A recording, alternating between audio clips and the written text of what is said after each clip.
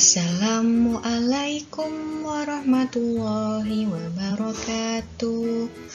Selamat pagi anak-anak hebat kelas 2.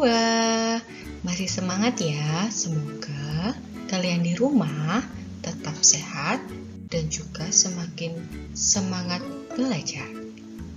Teman-teman, sebelum itu Bu Guru ingin berterima kasih pada kalian karena kalian kemarin sudah aktif dan secara mandiri mengikuti lomba berkisah untuk merayakan Hari Raya Idul Adha. Yeay! Oke, hari ini kita mau belajar apa ya?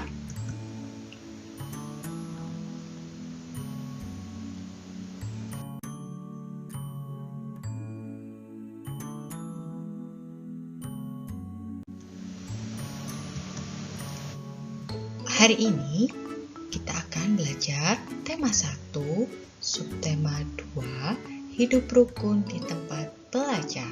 Nah, sudah siapkah kalian? Jangan lupa untuk selalu menyiapkan buku tematik dan juga alat tulis di samping kalian saat kalian belajar. Tapi sebelum belajar, marilah kita berdoa bersama supaya apa yang kita pelajari hari ini barokah dan juga bisa bermanfaat. Sikap berdoa, tangan diangkat, kepala ditundukkan, berdoa. Mulai. A'udzu billahi minasyaitonir rajim. Bismillahirrahmanirrahim. Raditu billahi rabba wa bil islami dina wa bi muhammadin nabiyyan wa rasula rabbi zidni ilma warzuqni fahma waj'alni min ibadikas shalihin amin ya rabbal alamin. Alhamdulillah, kita sudah berdoa ya sebelum belajar. Semoga pelajaran yang hari ini kita pelajari lebih mudah masuk ke dalam pemahaman kita. Hari ini kita akan belajar apa ya? Hari ini kita akan belajar lagi ungkapan ajakan. Lalu kita akan belajar lagi perbandingan bilangan, gerak keseharian, dan juga perilaku sila 1 dan 2 Pancasila. Nah, sepertinya kok sudah tidak asing ya Bu Guru? Iya teman-teman, ini semua sudah pernah kita pelajari. Jadi Bu Guru berharap kalian akan lebih mudah memahami materi hari ini.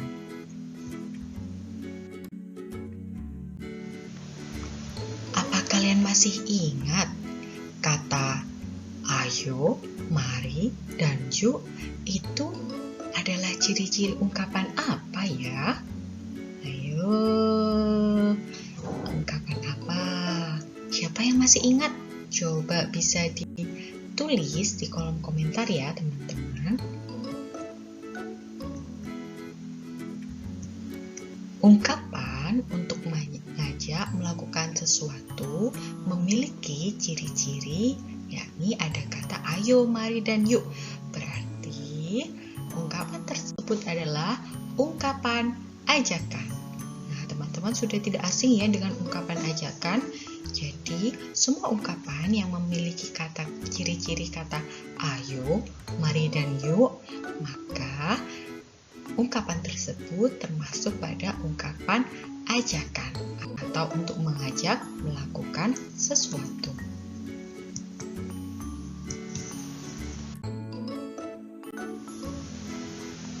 Bacalah percakapan di bawah ini dengan nyaring teman-teman.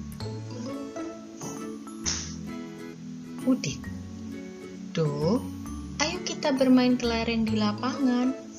Edo, ayo Din, kita ajak teman yang lain. Udin, Boleh saja, Do. Semakin banyak teman akan lebih menyenangkan.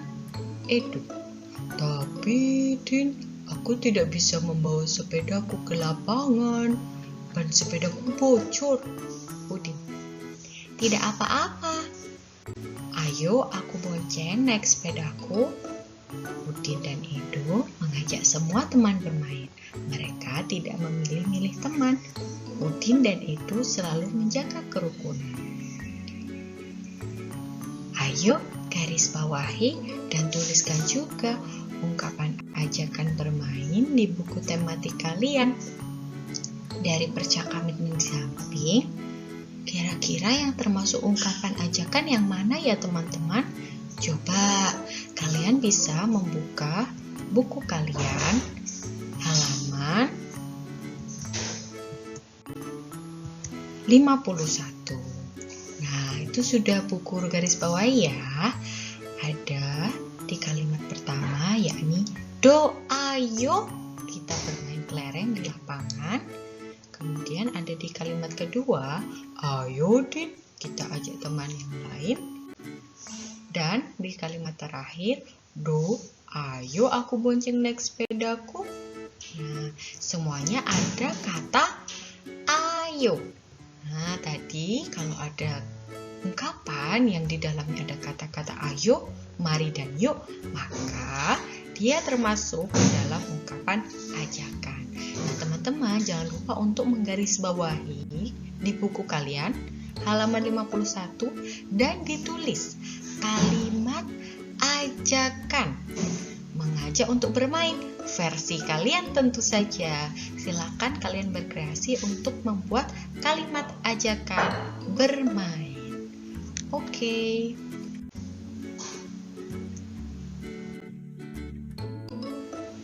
Nah, sekarang Bu Guru punya cerita. Namun ceritanya masih tidak berurutan. Coba siapa yang bisa membantu Bu Guru untuk mengurutkan cerita berikut? Nah, ini dia gambarnya. Beri angka 1, 2, dan 3 dan tulislah cerita karanganmu di buku tematik. Jadi, teman-teman, Bu Guru ingin meminta tolong pada kalian untuk mengurutkan dengan cara menuliskan angka 1, 2, dan 3 sesuai dengan urutan cerita. Kemudian, setelah urut, kalian harus membuat cerita karanganmu di buku tematik berdasarkan gambar yang ada di depan sini. Oke, langsung saja. Kira-kira yang pertama urutannya yang mana ya? Yang kanan atas, kiri atas, atau yang bawah? Coba kita lihat. Teman-teman semua ada yang sudah tahu? Coba bisa ditulis di kolom komentar ya. Oke, Bu Guru sudah menemukannya. Coba kalian perhatikan di gambar yang bawah. Di situ ada Udin, Edo, dan Made. Ya, dimulai dari Udin. Made, ayo kita bermain kelereng di lapangan. Ayo Din, aku mengambil kelerengku terlebih dahulu. Nah, kira-kira itu gambarnya urutan keberapa ya? Ada kalimat ajakannya. Berarti kalau ajakan itu si Udin mengajak Made main kelereng. Kayaknya ini yang pertama ya. Coba kita cek dulu jawabannya teman-teman. Ya, benar sekali. Gambar yang bawah adalah urutan cerita yang pertama. Jadi, Udin mengajak Made ikut serta. Jadi tadi ceritanya kan Udin mau bermain kelereng dengan Edo. Nah, tiba-tiba di jalan berpapasan dengan Made. Diajaklah si Made untuk ikut bermain kelereng bersama. Oke, jadi gambar yang bawah itu adalah urutan cerita pertama. Nah, selanjutnya Kira-kira gambar yang kanan atas atau yang kiri atas ya? Coba. Yang gambar kanan atas itu ada Udin, Edo, dan Made sedang bermain. Sedangkan yang gambar kiri atas, coba kita baca bersama-sama ya. Setelah bermain, mari kita rapikan tempatnya untuk menjaga kebersihan. Loh, berarti udah selesai teman-teman. Berarti selanjutnya yang mana ya setelah diajak? Kira-kira yang dilakukan mereka apa? Yang dilakukan Udin, Edo, dan Made? Ya, jeng-jeng-jeng, jawabannya adalah ya gambar yang kanan atas. Nah, gambar yang kanan atas itu adalah urutan kedua. Jadi mereka bermain terlebih dahulu. Dan yang terakhir adalah gambar nomor 3, yakni kiri atas. Setelah bermain, maka harus dirapikan tempatnya teman-teman. Karena kita harus menjaga kebersihan. Kebersihan itu sebagian dari, sebagian dari apa? Coba kemarin keluar ya waktu ujian ya. Pasti teman-teman sudah bisa menjawab semuanya. Nah, teman-teman ada yang bertanya, Bu, menulis cerita karangannya di mana? Nah, di buku tematik teman-teman. Di buku tematik halaman 52. Sudah Bu Guru tuliskan ini di pojok kanan bawah ada tulisan 52.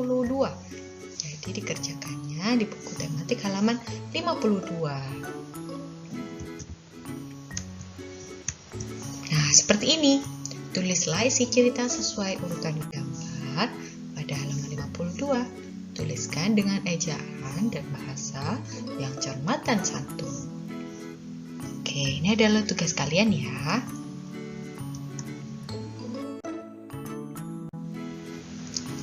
Ingatkah kalian ada berapa jenis gerak?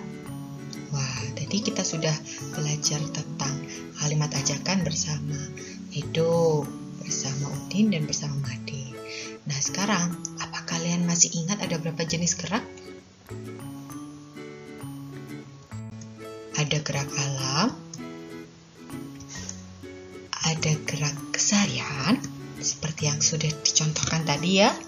Pada saat Udin, Made, dan Edo bermain, mereka pasti akan bergerak.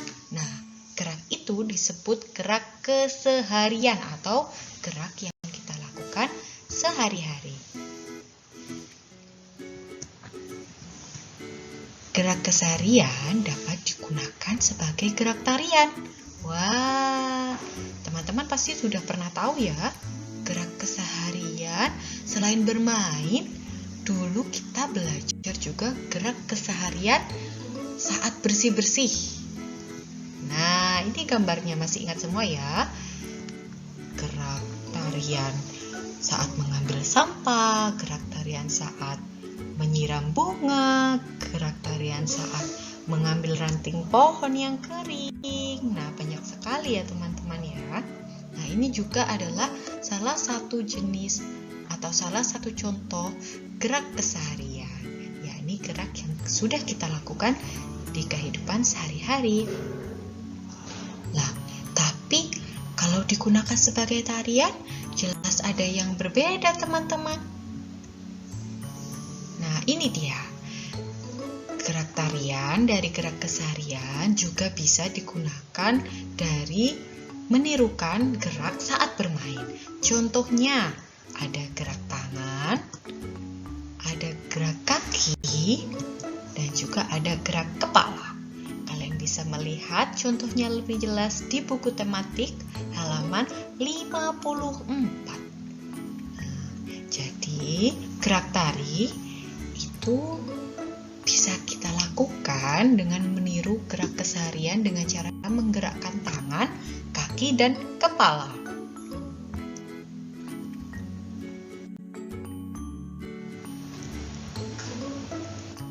Nah, tadi Udin dan Edo kan bermain kelereng teman-teman.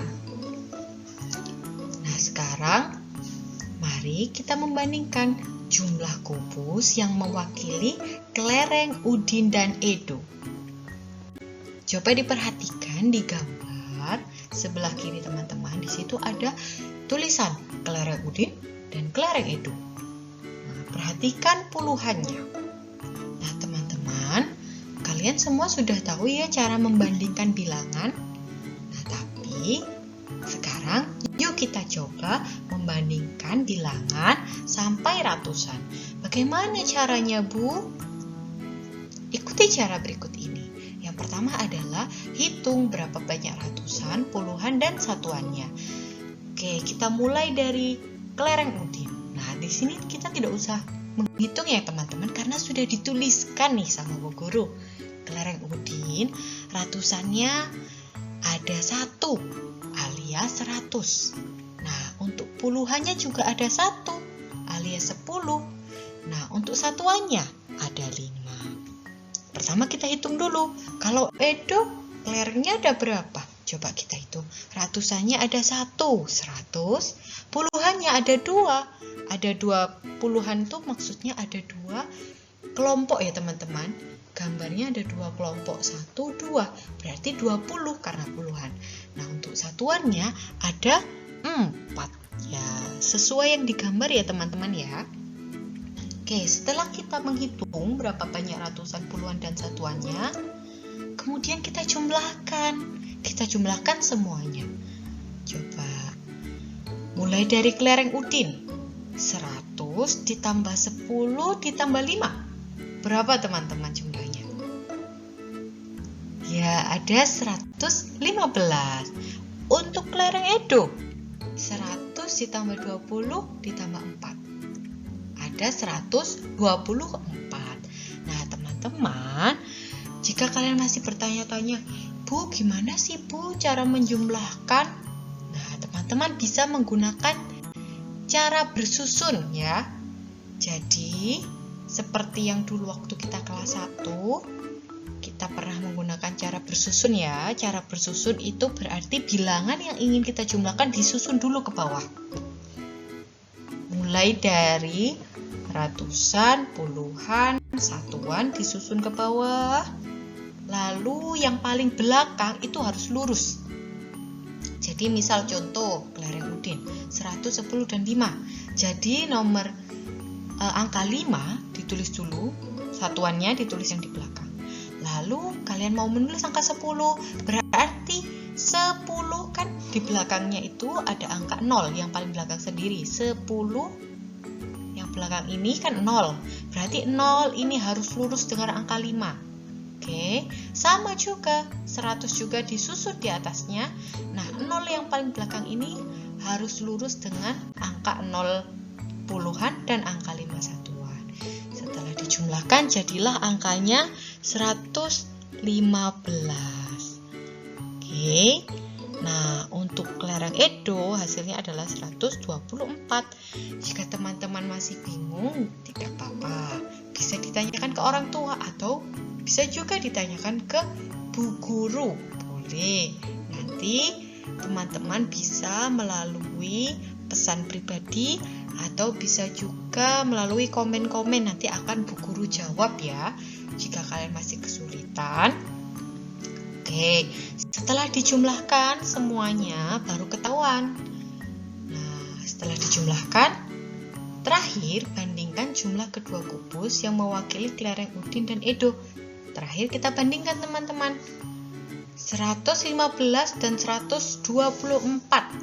Nah, bagaimana Bu cara membandingkannya? Coba kita lihat dulu teman-teman. Mulai yang paling depan. Ya, kita bandingkan. 100.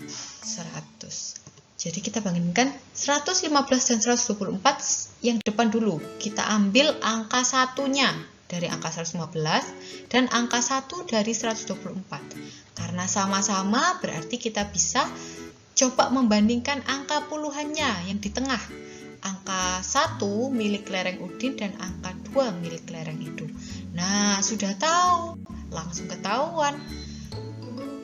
Perhatikan puluhannya. 10 atau 1 puluhan di kelereng Udin kurang dari 20 atau angka puluhan 2 di kelereng Edo.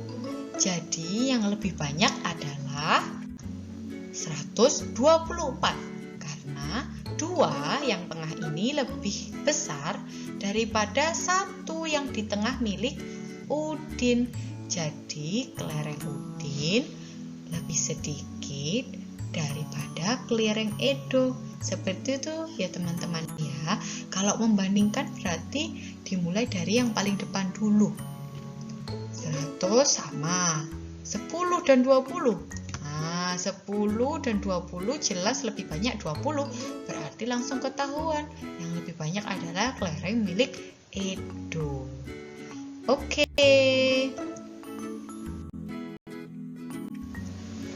Ayo, sekarang kita selesaikan tantangan halaman 56 sampai 58 dengan cara seperti yang tadi dicontohkan, teman-teman.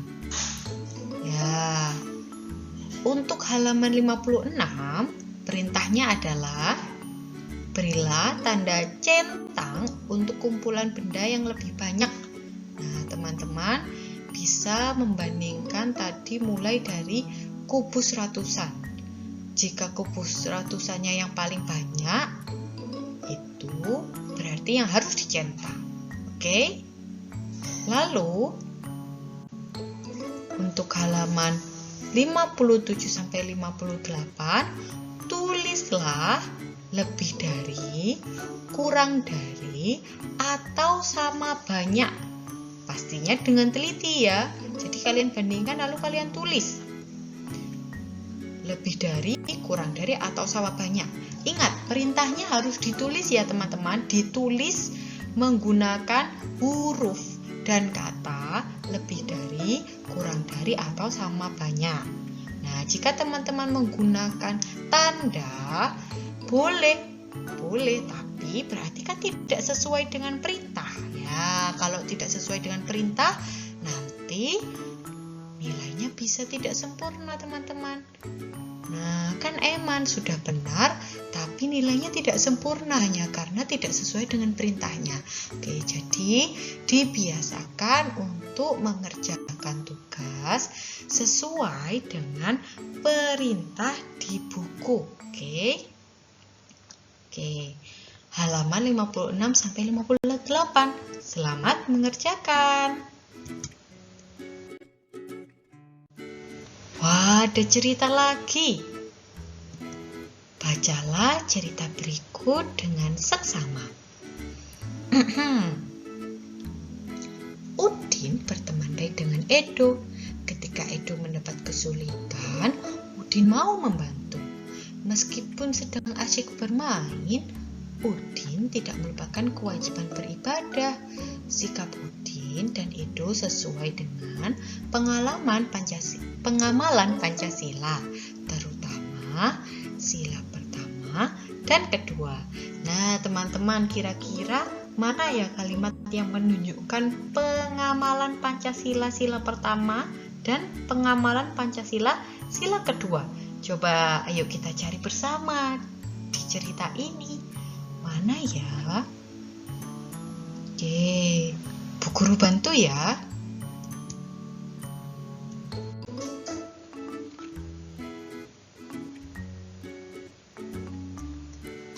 Nah, di sini ada sudah Bu Guru beri kotak. Ketika Edo mendapat kesulitan, Udin mau membantu. Berarti apa yang sudah dilakukan Udin ini sesuai dengan sila Pancasila nomor 1 atau kedua? Nah, teman-teman coba. Oke, masih belum tahu juga. Saling membantu. Membantu ya. Bu Guru bantu lagi. Ya. Sila yang simbol atau lambangnya adalah rantai, teman-teman. Yuk, berarti sila berapa? Pasti sudah tahu ya kalau sudah dibantu dengan simbol seperti ini. Oke. Nah, sekarang lagi kalimat ini, teman-teman. Meskipun sedang asyik bermain, Udin tidak melupakan kewajiban beribadah. Nah, kira-kira sikap Udin ini sesuai dengan pengamalan Pancasila keberapa? Sila 1 atau sila pertama atau sila kedua? Ya, langsung tahu ya teman-teman ya, langsung tahu. ini Bu Guru bantu juga dengan simbolnya. Simbolnya adalah bintang. Oke. Nah, teman-teman, kalian bisa menuliskan bunyi sila Pancasila berdasarkan sikap Udin dan Edo di cerita tadi di halaman 65 buku tematik. Jadi untuk sila pertama, ya sudah Bu Guru beri bocoran, sila pertama adalah yang bersimbol bintang, dan yang sila kedua adalah yang bersimbol rantai. Nah, coba kalian tuliskan dan kalian ucapkan dengan lantang. Kalian ucapkan dengan lantai. Pancasila. 1. Apa? Lalalala. 2. Apa? Lalalala. Setelah itu kalian tuliskan di buku tematik halaman 65. Oke. Sekarang ini ada ilustrasi atau cerita bergambar lagi, teman-teman. Untuk sila pertama tadi yang bersimbol bintang, bunyinya apa, teman-teman? Bunyinya adalah ketuhanan yang Maha Esa. Ya, betul sekali. Dan yang kedua adalah kemanusiaan yang adil dan beradab. Nah, itu ya, teman-teman, bunyinya. Berarti yang bintang itu adalah sila pertama dan yang rantai adalah sila kedua. Sekarang coba kalian juga, Bu Guru minta untuk memasangkan lambang dan perilaku sesuai dengan gambar Pancasila di samping. Oke, kita bahas satu-satu. Mulai dari gambar yang pojok kiri atas, ada percakapannya. Maaf ya, besok pagi saya tidak bisa datang, saya mau pergi ke gereja. Wah, gereja. Berarti gereja ini untuk tempat beribadah agama apa, teman-teman? Bukan Islam ya, Islam kan di mana? Di masjid. Kalau gereja di, ayo siapa yang tahu? Coba dituliskan di kolom komentar. Bu Guru lihat siapa yang paling pertama menjawab. Pinter-pinter teman-teman tahu. Saya mau pergi gereja, berarti mau beribadah. Berarti kalau beribadah itu sesuai dengan sila ke-1. Betul, ketuhanan yang Maha Esa. Nah, untuk yang sisanya silakan teman-teman untuk memasangkan sendiri di buku tematik kalian halaman 66. Oke. Nah, yang nomor 2, gambar nomor 2, gambar kanan atas, coba dilihat, itu juga ada tulisannya. Aku pulang dulu ya, aku mau mengaji. Nah, itu berarti masuk sila keberapa? Nah, untuk yang kiri, itu ada gambarnya Edo dan Udin. Nah, Edo jatuh, teman-teman. Edo jatuh dari sepeda, lalu Udin datang untuk menolong. Nah, yang terakhir, ini di yang gambar pojok kanan bawah itu ada Udin, Siti, Edo, Made, semuanya sedang bermain. Bermain tidak peduli dengan perbedaan, tidak peduli dengan perbedaan agama juga, teman-teman. Jadi semuanya rukun, hidup rukun, bermain bersama. Nah, itu berarti sikap dari Pancasila sila keberapa? Silakan semangat, silakan mengerjakan di buku tematik.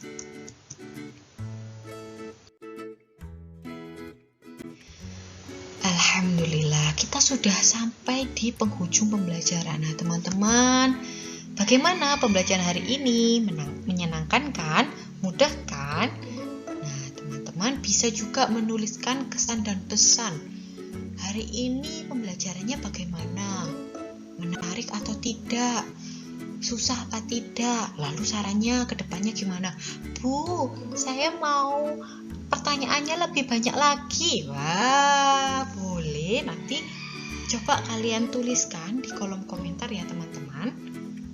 Nah, sebelum kita mengakhiri pembelajaran pada pagi hari ini, Bu Guru ingin berpesan Dan Bu Guru ingin berdoa, ya Allah, jadikanlah anak-anak kelas 2 selalu sehat, cerdas, dan mengamalkan ilmu yang sudah diterima.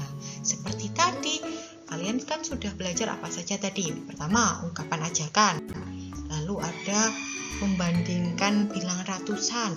Lalu ada gerakan keseharian. Dan yang terakhir ini tadi adalah perilaku yang mencerminkan sila 1 atau sila pertama dan sila kedua. Nah, kalau sudah tahu, harus diamalkan. Jadi kalian kalau ada teman yang membutuhkan pertolongan harus dibantu sesuai dengan sila nomor 2. Kalau ada mendengar azan, langsung wudhu. Ya, langsung wudhu sesuai dengan sila pertama. Jadi harapannya ketika kalian sudah belajar, kalian akan mengamalkan ilmu yang sudah diterima. Amin ya Allah. Amin.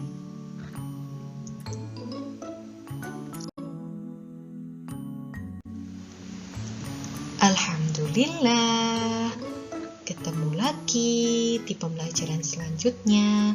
See you next time, anak-anak hebat, anak-anak solih-solihah.